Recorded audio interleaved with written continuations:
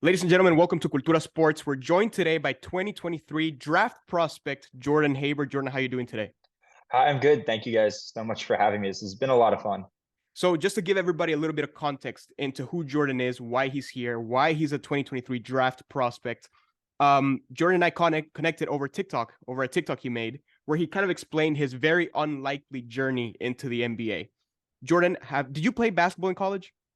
No, so I played rec basketball growing up. I played for my high school water polo team. Uh, that's kind of the extent of that, but I have accidentally played against NBA players. Elaborate on that a little bit. Who'd you play against? I don't know. Okay.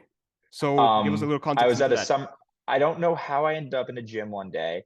It's like during a summer. I'm not gonna go into too much details. And there were a few guys playing basketball, and they were wearing I think it was Golden State Warriors and San Antonio shorts.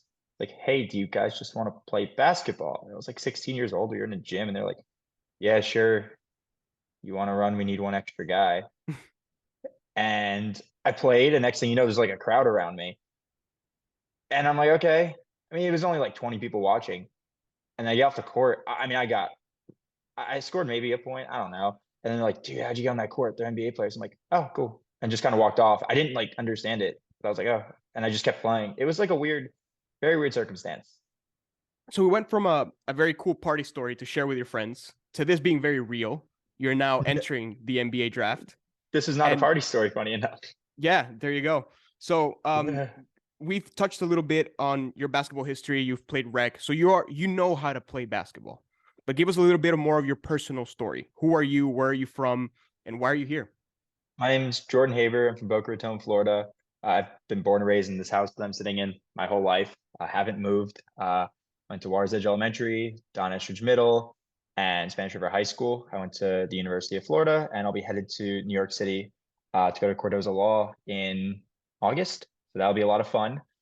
Yeah, I want to be a lawyer for content creators, which this week has taught me a lot more of like actually that it is what I want to do because I've seen how much making one viral video or doing content your whole life really does impact somebody because there's a lot of legal loopholes that I've had to deal with, including this, but it's people are sending me paperwork to, hey, can we use your TikTok? I made a YouTube video today and I had to figure out my licensing agreements because we used the wrong classical music artist. It's a lot. So I really want to do that and help creators because I've been one my whole life, but a lot of people don't understand the law and it's something that I'm very interested in. I was a B law TA and I really do enjoy it. That's great. And touching a little bit, on your background and your heritage, you grew up in Boca, South Florida. Well, yeah, South Florida. It's a Yeah. very diverse community. I see your Puerto Rico hat. We being based out of Puerto Rico. Can you talk about your Puerto Rican heritage? So yeah, we spoke about this bit before. I don't know necessarily how to always describe it, but my dad, they moved at like 3 months old when he was a baby, and he was basically raised his entire life in Guaynabo in Puerto Rico. Actually, my parents were there the other day, and there's this bread shop we always go to when we're in Puerto Rico, and we always go back to his childhood home. My rec basketball team is actually named after his school, the Comets. He played football over there, so yeah, he loves going to Puerto Rico, and that's what like he calls home. Like that's where he was raised, like his entire life. That's all he knows is Puerto Rico. So this hat is actually from the World Baseball Classic. We went to Israel versus PR. It was so much fun. My dad was so happy. Everybody was wearing their Pirates jerseys. Like it was awesome, so much fun. And yeah, it was the Roberto Clemente jerseys. Everybody had them, so like it was amazing. So he loved that stuff, and to him, like he lives and breathes Puerto Rico. There So you go. Now, let's get a little more into the subject, right? The reason why we're here. You're going to the NBA draft. How did that happen? And we're not going to get into too much detail, like you said, because you have a full YouTube video on it, which we encourage our followers to go check out. thank you. That being said, there are three characteristics that you found in the Yes. collective bargaining agreement of the players that joined the NBA draft. What are those three characteristics that you happened to meet and that made you eligible to join the NBA draft?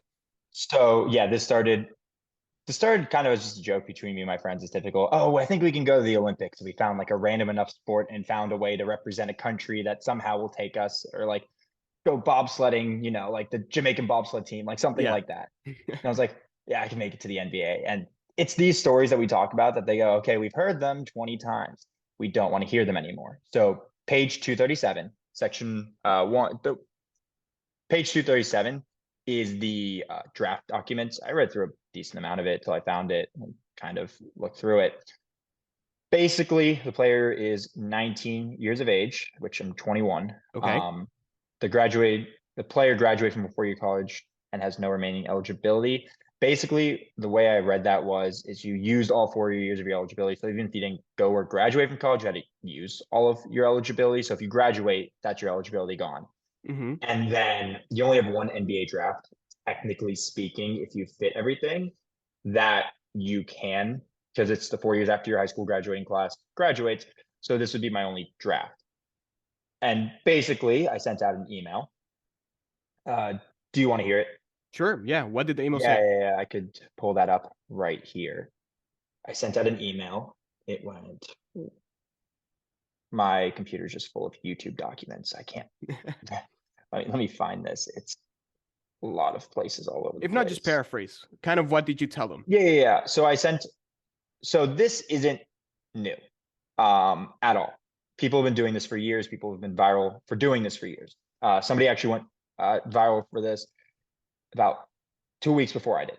But the problem is everybody becomes a free agent. Mm-hmm. So I knew this would become a story because I was the one who entered the draft.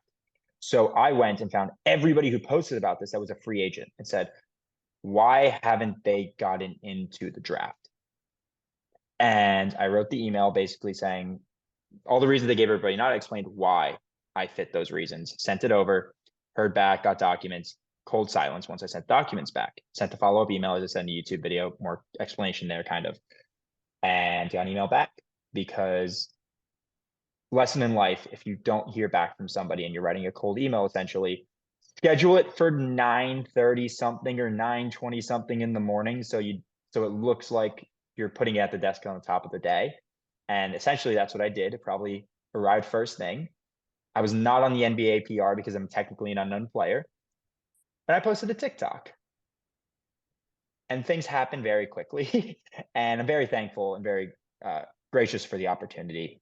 So that'd be a great thing. Awesome. So there you go. So you found the characteristics, you met the criteria, and you took the leap. You sent that email, you made sure to follow up, and eventually they get back to you. What went through your mind when you get that email response that says, Jordan, you're officially eligible? It's something like your name is on the list of players sent to NBA teams. What goes through your mind when you read that email? Do you want my honest As opinion? honest as you can be. Chelsea, you better score a goal here. We were watching the Chelsea Real Madrid game, and I was not very happy at the moment, and it didn't really sit at all. And I just was like, I need a goal here. I need a goal. I need something. I need something to happen. So it didn't really register at first. And yeah, it did not register. I was just only focused on the Chelsea game. My hat, we were talking beforehand, I got the Chelsea hat here. I was going to bring it up because it, like, nothing registered. I looked at my friend who actually just got interviewed by the Premier League the other day for the stuff he's doing. Awesome guy. Smeet, shout out. You're doing amazing things. We're watching the game. I go, I just got in the NBA draft. And he goes, oh. And we just went right back to the game. Did not register. And then right back into it. Because I had the email earlier in the day, but I never really checked my emails. When did it actually hit you? When did it finally register? 10 a.m. It got in my email. So I sent the follow-up at 9:37, got it at 10 a.m. Did not realize, like, I woke up, okay, whatever. Then I saw it during the Chelsea game, and I went, game. And it did not register. I think part of it was because I knew I would kind of get it. It was one of those things. It wasn't, and that sounds awful to say, but it was like, I meet the criteria. Yeah. Realistically, like, I met it. It wasn't a surprise to you. Yeah. Because it, like, I read it. It was more of like, can I do this? When I got it, I was like, oh, cool. And it sounds awful, but it just kind of was like one of those things. I was like, oh, cool. And then it registered. When I told my friends and showed them the email, it was crazy. Everybody just went, whoa. And by seeing other people's reactions, that's when it registered for me, because I realized how big of a deal this can and could be. I think when you do something and you kind of understand the inner workings of it, it doesn't surprise. But then when you see other people, it's like, wow, okay. Yeah. I can't say what or who or has or anything has reached out. It's a bit nerve-wracking right now. It doesn't really settle. It's all kind of going, like my days are starting to blend together. Um, but Barclays Center did invite me to the draft. So I will be at the draft in some capacity. People are DMing me being like, yo, can we do a meetup? We want to support you. I'm like, who cares? Like I'm in my own little bubble. I really have not left the house. I've been on calls like this, and it's been a lot. And I ended up going to a Super Smash Bros. Tournament, and everyone started freaking out. I was like, oh, okay, this is not the target demographic necessarily for the NBA. This may be big. I also realized I have been doing work with social media. I have worked with other people and done things for a lot of social media stuff. I realize an opportunity to build a platform this quickly doesn't come very often, or if ever, for a lot of people. Some very, very incredible people who have reached out to me and have guided me through this, that are friends with big following and big platforms, have really guided me along the way. And I realized I do want to do something to help youth sports. I grew up in South Florida, rec league. So that's like kind of the reason that we play. People don't play sports to get to the top level. People play it, to have fun with their friends. So if there's any way, and I'm still trying to figure this out, to like get basketballs, facilities, courts, or anything with this platform, if anybody just wants to help out in South Florida, that would be amazing. Because if you can put a basketball with this story in somebody's hands and just make them have a better day, whether that be like the Miami Heat like has extra basketballs from the extra season, we can go to like a local youth league that doesn't have resources and just give every kid a basketball and use the platform to be like, hey, pass the basketball around, let's get more teams involved. That would mean a lot to me, because realistically, a lot of kids don't have resources to basketballs, right? A lot of kids don't have the resources to get jerseys for rec league. A lot of kids don't know if there's a rec league around them. And if we can do something like that, it would all pay off. It would all be worth it.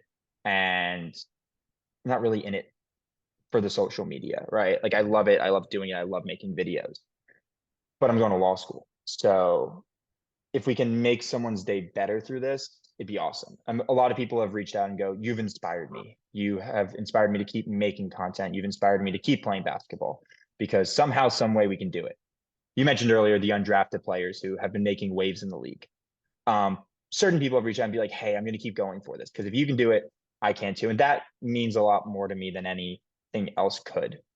And if we could just get somebody a basketball or somebody a jersey, one person, that would be amazing. And I would love to speak to anybody who knows a way to help out with this, because I don't know how to, and I'm swamped. And that would be the best thing to do with this, because social media can be very powerful for good and for bad. And I'd rather turn this into a really good, heartwarming story that can help a lot of people. And I kind of go and just disappear after this. And, that would be nice. All right. Awesome. Thank you very much for that message. We're going to be wrapping it up because we're also running out of time here. Thank you very much, Jordan, for joining us. Thank you for sharing your story. We wish you nothing but the best in the NBA draft. You. We're rooting for you. And of course, everybody else is rooting for you. You're somebody just like you and I, somebody like anybody else who's making it, living everybody's dream. So everybody wants to see you succeed. So we're very happy for you. Wish you the best. Everybody, if you're watching this, make sure you check out his YouTube video where he explains his whole journey. You can also follow him on TikTok. What's your TikTok? Shout out your TikTok. Oh, it's Haber Jordan, just my last first name. You guys, it would mean a lot. But yeah, thank you. It's been a crazy ride and kind of just starting it. So yeah, stay tuned to see the end of the ride. Thank you, guys. You. Thank you, everybody, for joining us. This has been Cultura Sports. Make sure you follow all our socials, and see you guys next time. Bye. Thank you.